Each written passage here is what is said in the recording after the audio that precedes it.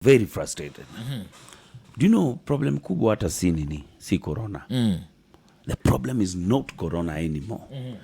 The problem is the more people getting tested positive, the bigger the stigma. Okay? The stigma is even worse than the disease than the disease itself. Now, let me tell you situations now. Say your husband succumbs. Do you know your relative do not even want to talk to your parents, everyone do not want to come even near you because wanajua huyu alikuwa analala kando ya huyu. Huyu ni Jalas na huyu ni bibi yake Amina. Na huyu ni Jalas, corona imemshika. So anyone who knows that you tested positive, first do not even want to come near you. Yes, I'm even hearing landlords are kicking out people. Wanapea hata the deposit that is so difficult to be given. You know, landlords never give deposits. Lakini ukitest positive corona, ukitestiwa positive and they know, nakwambia tu wewe panga vitu zako utoke. Unaambia sasa nitaendaje na wapi, sina hata deposit. Tutakupatia paka deposit. Then your neighbors, and you know how Kenyans are, we live together, bro. Ukienda tuseme pali kama Embakasi, Langata, wapi, where your house, this is your house. No, ujue tu jirani wako ali test positive corona. Whoa, it becomes another story. It becomes a whole different story altogether. Let me flip it for you a bit here, Jalas. Okay. Because you see, bro, when I think about it from a health perspective, if one neighbor in my block gets COVID, there are two options. Either the rest of us will get it, or that person has to contain it in their household. These guys do not even care whether you can contain it in your household. You understand? Wow, provided uko na corona, wewe ni mgonjwa, and you brought it to our plot, and you have to leave. Leave immediately. Before I sort of understand them. Understand what? I sort of understand them, not the stigma, but I understand the fear. Oh my God. What fear do you understand? Remember when HIV had come into this country in the 80s? Yes. There was so much fear about HIV.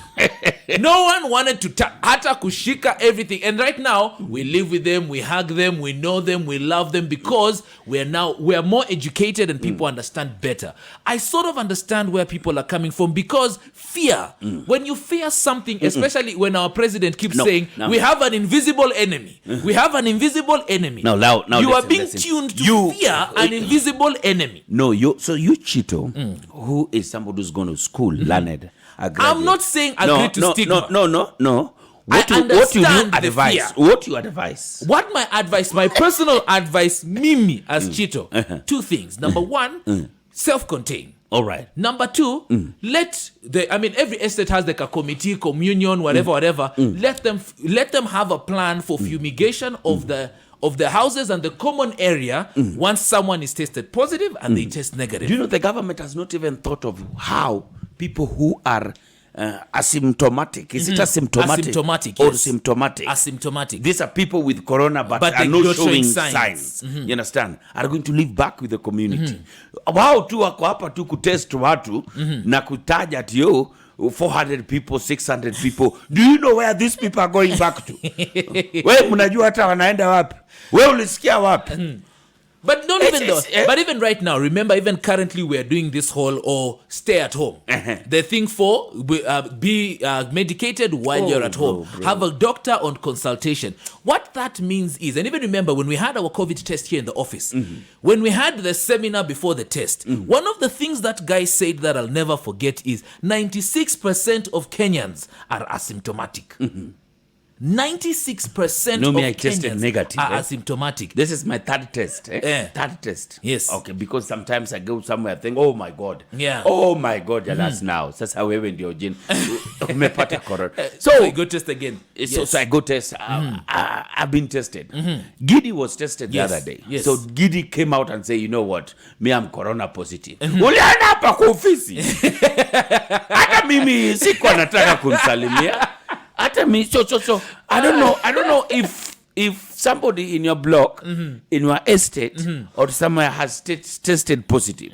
How you guys they are handling this issue? In fact, if you know somebody who has corona who's tested positive, was your friend, your relative, how are you guys handling this issue? 0711. If your family has lost someone, God rest their soul in peace. How are you handling them? 0711-046-100. We want to hear that conversation from Talk to us. But you do not have the signs. Auko hobi, no kutu sawa, you can be walking left, right, and center. Which people say 96% of Kenyans are asymptomatic. Symptomatic ndio sasa hii yenye watu wanapeleka hospitali and all that kind of thing. But you go and test, then test positive. Na watu wajue Jalas yuko positive. Hata kukusongea.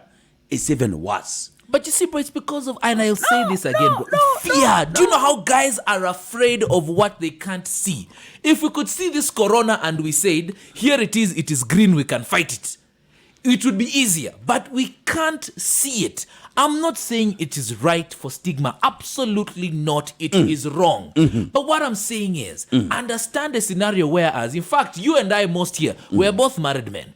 And you hear in your neighborhood, someone has it. Your first fear, first of all, is your wife. Okay. And then you have children. Your second fear is watoto wangu, woi, what will happen? No. We have to look for ways ya kuishi na watu wenye wametest positive. How do we live Number with one, them? Landlords who've been kicking people out of their houses. And no, of course that is unreasonable. That's unreasonable. You can't kick out you can't kick out someone from the house.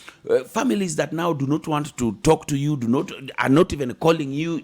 Yani wamekuachilia tu huko. Unajua and they're just talking in low tones. Unajua Chito alikuwa bado kana na corona. Chito corona ilibeba corona. You get it? Yes. So it's because of the fear. You've isolated yourself. You've tested positive, negative now. People still fear you. I don't know what people think. Anyway, the number is 0711-046-100. We do want to hear from you and exactly what you think. An honest conversation. Simply let us know. If your neighbor, your family member, or whoever is close to you tests positive, would you welcome them back into your community? I'm good. This is Geoffrey. This thing is killing people. Let me tell you, it is killing people and people are dying. But truth is, open the economy, open the bank, open everything, open school. We live with corona. No.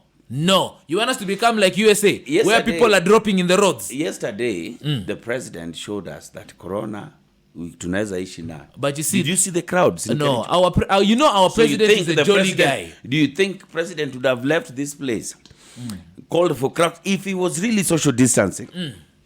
And wanted all this thing. I don't know what he was doing in Kericho, number one. So number one, he should be at State House, relaxed, giving and showing the example. Now that he did not give a good example, he went straight to where? Kericho, where crowds and crowds were by the roads, no social distance, no mask, welcoming him. He just showed us, you know what, we can live with this thing. I think that was probably a bad judgment from his transport officer. No. It was a bad judgment from the person who was getting the itinerary. No. If he was really serious about this thing, angekaa tu ndani ya gari na pita malize kitu anafanya, he comes back to Nairobi. All I'm saying is DPP fanya kazi yako. Sasa DPP afanye kazi yake. If you remember, we were just last week. Rais afungwe. Steve Sakaja was fungwa data rais. By the way, it's him who said that no matter your status. Exactly. Okay, good. I'm following his speech. Mimi nimesema no matter your status. Inchi ifunguliwe tuendelee na maisha. I don't know what you guys think. Savage. All the amazing things some people are doing and you're still trying to figure out what you need to do. I think that's the problem of Nairobi. The problem is not the place, it is the people within Nairobi. Are you sure? Yeah. I think also the place is just cursed. No, it's not. Nairobi is cursed and the curse is spreading so fast. No, Nairobi is the most beautiful and uncursed and blessed place in this country. Are you sure? Yes. Now you see, like the city, which other county doesn't have a governor? Okay, has a governor, but it's not a governor. No. You see, for us, it was our own doing. For us, it was our... every other governor in every other place is what their own people's doing. But remember, there was also... I keep on forgetting this governor's name, who was always being fought in the previous term. Nani? I'm forgetting Jinalaki. From Embu. Yes. The governor how many times was that guy impeached, brought back, times. Impeached, brought back, impeached, brought back? I was like, bro, when you went in Parker, 9 lives. So Elijah has finally resigned. The pressure's been too much. The fights have been too much. The assembly has not been doing anything. And even if they want to do anything, they can't do anything because almost so much had already been transferred to NMS. All right. So there's possibilities, which I hope comes to pass, that soon and very soon Nairobi will never be a county again. Nairobi just remain to be a metropolis. If you travel like me, bro. No, bro. We can't. Like First of Washington, DC, Washington, it's not a... We could just have Nairobi as metropolis. But you see, with Washington, D.C., that's all a we different need case. is services. It Nairobi. doesn't work Whoever the same brings way. the services. But you see, it doesn't work the same way. But when you look at Washington, D.C., the mayor has power. The mayor has power. The mayor is the president's governor, if you could put it that way. So it still works out for them. I see, this is an African problem. In fact, a Nairobi problem. I don't think Nairobi even care who the governor is or not. Nairobians just want services, good roads, water, And that's why garbage I will not collected. lie. I'm happy with this LMS guy. I'm happy. Because when you walk in Tao, There's something. kusema na kute, you're seeing things have begun to move. Bro, I mean, the garbage collection, you can see the garbage has reduced significantly. Bro, there's this day, that these land grabbers who had been told, like, what's up, you guys? You get out of this place. Yes. And then Major Badi showed up with the army, bro. No sooner than. that's what we need in Nairobi. What? If personally, I would encourage him, if he can run to be governor of Nairobi, Hey, you have there's one nothing vote. like governor. What? We just want him to be boss, Nairobi boss. 3, 2. Though. There's a story I want to tell you, Jalango. Which one? In another life before things had become as they are for me in terms of relationship-wise, I dated one of the most interesting women of my life. I call her interesting women of my life because, there are those ones who they say when the Lord wants to draw you closer, he puts obstacles in your life. All right. This woman was more than an obstacle, more than a mountain. It was something else. Okay. We dated for a while. I mean, we dated, I think, for about 2 years or so. 2 years? Yes. So one time I'm seated in the house. I've come from Jobo. I'm tired. She said she wanted to come through. I'm like, easy, come through. So then when she ingiad, she had found me when I was I'm cutting my vitungus. I want to cook. She's like, no. Let me cook. So I'm like, so fine. Because she had also come from work. I was like, you can do it together. She's like, no, you do you. Let me cook. I'm like, hey, nimepata msichana mzuri sana. So I'm chilling, I'm resting, nini. As I'm sitting, so the way you can be seated, my kitchen happened to be the left from my sitting room. It was the open floor kitchen into the sitting room. So my kitchen happened to be the left from the sitting room. So I'm watching the TV, and then I feel a presence on my left.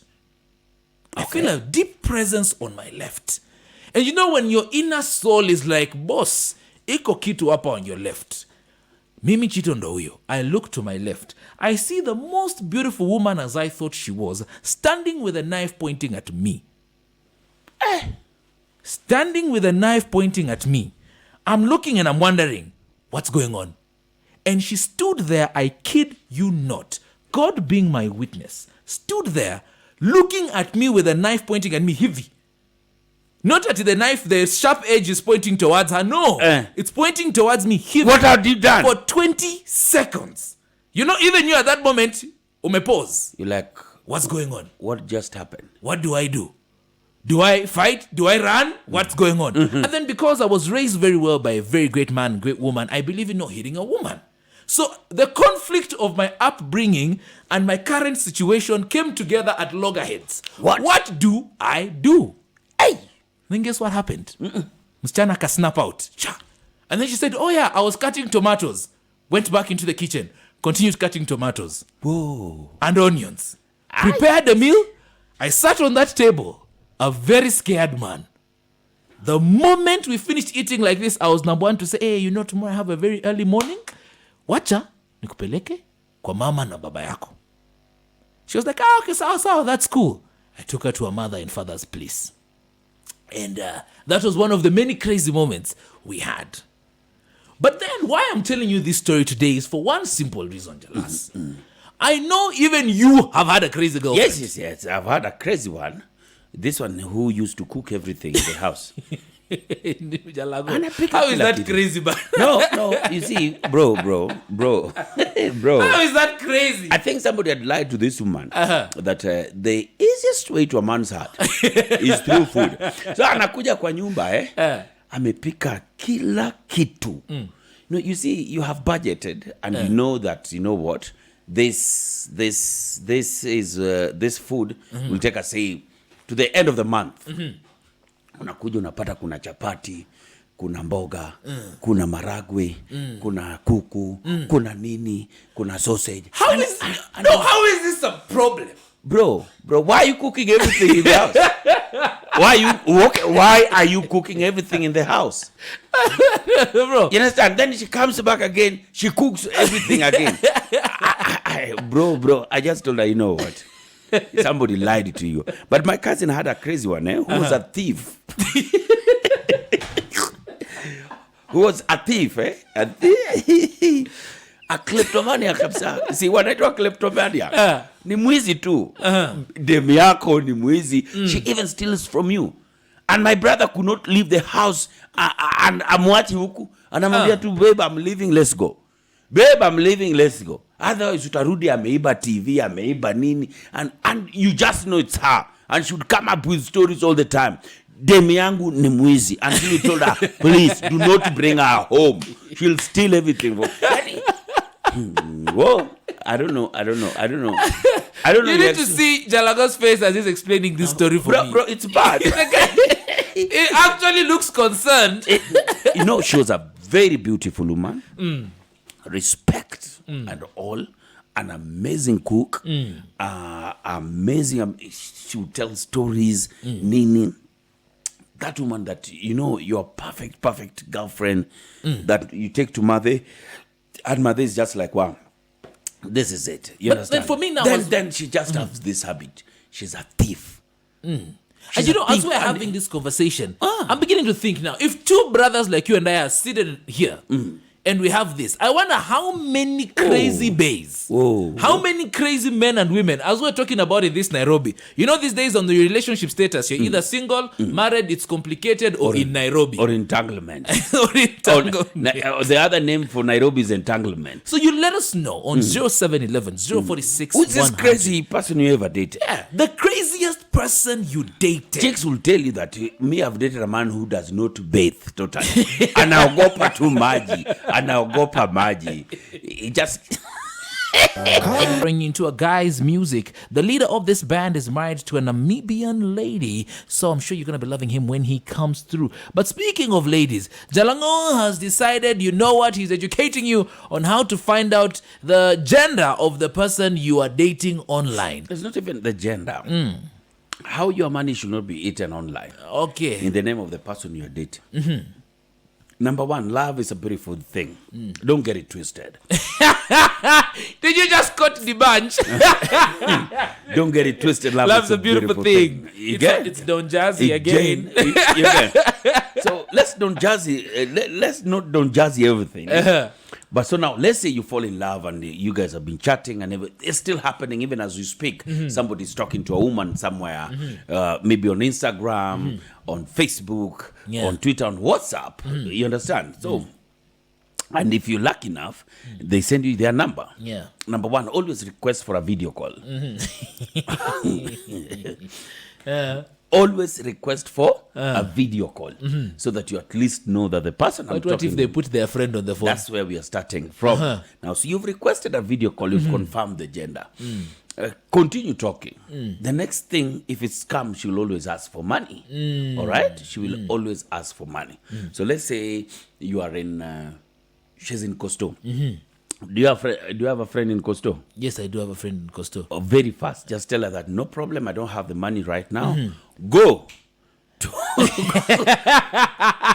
Chito. Alafu. Go to Chito. Then they will call me. Then we will sort it out. All right? From that point. To scare dodging. No, my mother is sick. My mother is sick. I will send my brother. Wachana nayo kabisa. Meanwhile, stop sending money if you haven't seen her. Just stop sending money. In fact, speaking of stopping to send money, this song right here comes in from Bahati, Major Petra. It's got Sprue, it's got Benzema, it's got Odi Wamoranga, it's Wanani the remix. Unatuma pesa kwa nani? No, don't even go there. No. No, you see. In fact, Jalago, in fact, before you even talk, yesterday when the CS was asked this question, yeah, your son was in a bash, nini. And so what are you doing about it? I was like, wait. Si Jalango aliniambia ilikuwa kwa, in fact, in case you're wondering, this is how that thing went down yesterday. All right. On the issue you asked about my son, I do not have a son in my house who is less than 18 years old, which means that they are adults. You can follow them and ask. Kumbe Jalango was at that bash. Very, very true. You see this party that everybody talks about. KO, my really close homeboy, was having a birthday party. You see how I'm looking at you? Was having a birthday party. And we were not at many people in the house. Oh. We were just us social distancing, having a good time. Dude, there was no social distance. There was social distance. Kwa kichwa maybe. Not on the ground. You've seen the images from the Yes, I have. There was no social distancing. Amazing social distancing. Hata pombe haikukuwa social distance. And KO, happy birthday one more time, my homeboy. And akina Kahush checked in, nini. And Kahush is a very good friend of mine and stuff. It's not at nini. But then what CS said was a very, very good answer. Kahush is 18 years old. He's 18 years old. You understand? And I like what Nania said, Ezekiel Mutua on his Twitter. Those of you asking Kahush about CS about his son, who is 18 years old, who is an adult, can you ask your father why you post stupid things? Kamene and Jalas on the Morning Kiss. A family, they're having wrangles, okay? Hey, big word, wrangles. Like they always call it estate. Our dad's estate. You understand? So these guys have not been talking, okay? They just talk through lawyers. You get? They just talk through lawyers, like they cannot divide the money. Yeah. Okay? When you're my brother, and our folks have left us this amount of money, but since we are too greedy to agree on how much you can take or how much I should take or who should take what, we've pushed ourselves to a point that we've never spoken for the past 3-4 years. Where? You can imagine. Because we can't agree and we don't want to agree. The people who we want to talk to. So I have my lawyer and you have your lawyer, so they talk. Yeah. Do you know what is really happening? By the time this case is over, I don't think there will be money. These people would have made two guys very, very rich. Two and even worse, these guys' sisters, can you imagine? Not even bros at Nino. Bros, these are sisters who cannot agree on how much they can share from what their folks left for them. And you know, for me, it's a very simple thing. See, you're two of you. Half. Shida iko wapi? No. You see, it is half, yes. But what is this half? What is this half? No. You say See, if it's 40 million, there's land in shika 20. Nanyuki. There's land in Nanyuki. There's land in Nairobi. Somebody wants land in Nairobi. Somebody else wants land in Give Nanyuki. half Nanyuki, half Nairobi. That's the way it should be. Yes. See, someone is fighting for give half Nanyuki, half Okay, Nairobi. now what about so where is a half, building? Where is a building? Sasa we chukua rent ya first floor paka fourth, mi nitachukua from fourth to 8. No, upper ground floor iko na pesa kuliko first floor. Sasa tutafanya hivi, ground floor, half. I was dad's favorite, ni yangu. Wewe, jisot. Man, I don't know why people can never agree. Like, Jeff was telling me a very big story about the Koinanges. Is that the time you told him he was being given hair gel? Yeah, hair gel and stuff. You know, up to today, they have never agreed on so much. And this generation after generation have come, some have gone.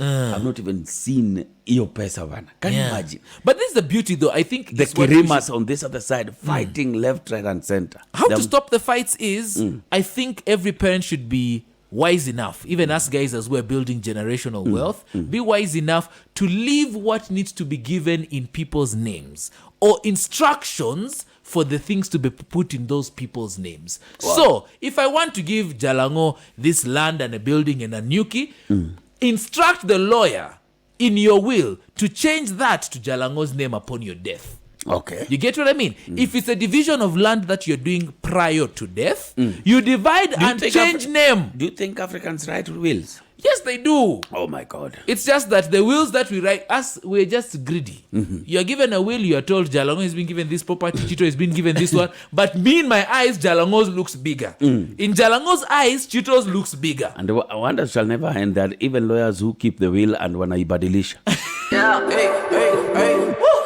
stuff, man. That girl has got the kindest heart of all people that I know, man. Absolutely amazing. Not kinder than my wife's, but it's a kind heart. Anyway, so before we leave you, though, I think it's absolutely important to remember that even though there are all these things and a lot of negativity happening around in terms of you're always wondering, oh, who has corona, who has what, who doesn't have what, is to keep the positive mindset on the bigger picture that even though things may look as though they're not as good, that there is a better day coming and there is a better situation that is on the horizon for each and every single one of us. You don't get stuck into a mental aspect of, oh no, vitu zinaenda mbaya. I know things are thick, biasharas have closed, jobs have been lost, but there is a better day and it is coming sooner than you can blink. I've always said each and every single day, you always just have to keep smiling. Even when things look really bad. There's a reason why you are at that position or place you are at this time.